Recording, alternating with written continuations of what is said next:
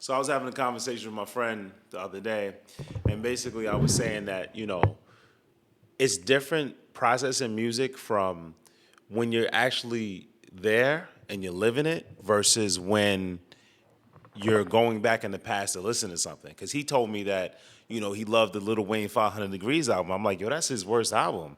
I'm like, his first three albums was actually terrible. When I was a kid, I processed it differently though, but when I look back at it, I'm like, the Carter One was his. No, the Carter Two was his best album, and his second best album was the Carter One. I didn't even like the Carter Three, but if you go back and listen to like the first, "The Block Is Hot," the Hot Boys carried that entire album. You know what I'm saying? Um, the Block Is Hot. They carried that chorus. BG and Juvenile, Loud Pipes. Juvenile carried that. Everybody had a better verse on it than him. Keisha Juvenile carried that song. Then he did the Drop It Like It's Hot song. We already had a Drop It Like It's Hot. If you're a real Cash Money fan, there was a Drop It Like It's Hot song already on Big Timers album. And then you put it on the End to Back That Ass Up. And then on Drop It Like It's Hot, the song that you have on The Block Is Hot, you do the same thing that you did on the Back the Thing Up with the wobbly wobbly thing that you had added at the end. Like, that wasn't on the album version, but you put it on the video version, the single. And then you go to Lights Out. Lights Out was terrible because Get Off the Corner was almost like he was trying to do The Block Is Hot but by himself, and it just didn't come right in the production. I didn't like Manny Fresh's beats on there. You know, and then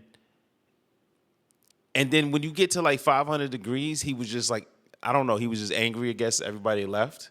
So I don't know. It just wasn't right in the production. It got silly. Like it got like Manny Fresh had this transition, and I saw this interview where he was like, "Yo, don't be making those kitty ass beats, those cartoon ass beats," because they were sounding like cartoons. So I don't blame it on Lil Wayne, but 500 Degrees and Lights Out, the beats started getting too cartoonish. Once you get to Shine, Shine was a good record, but like beyond that, you only had to do one record like Shine. You trying to make all these records with these cartoon video game sounds, and then Carter he comes in, you know, man, that intro, and then Go DJ on my own. Grown Man, and then when you get to the Carter 2 is phenomenal. The Mob, Fireman.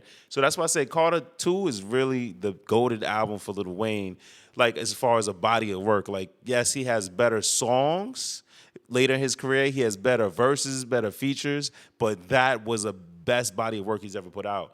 Ever since then, he didn't put out a good body of work. So when you talk about like a Jay-Z Lil Wayne versus, it don't make sense to me. You know what I'm saying? Because they're on a different level, and you can't even count any hours up until the Carter 1, and then you got to stop at the Carter 3, so it don't make sense.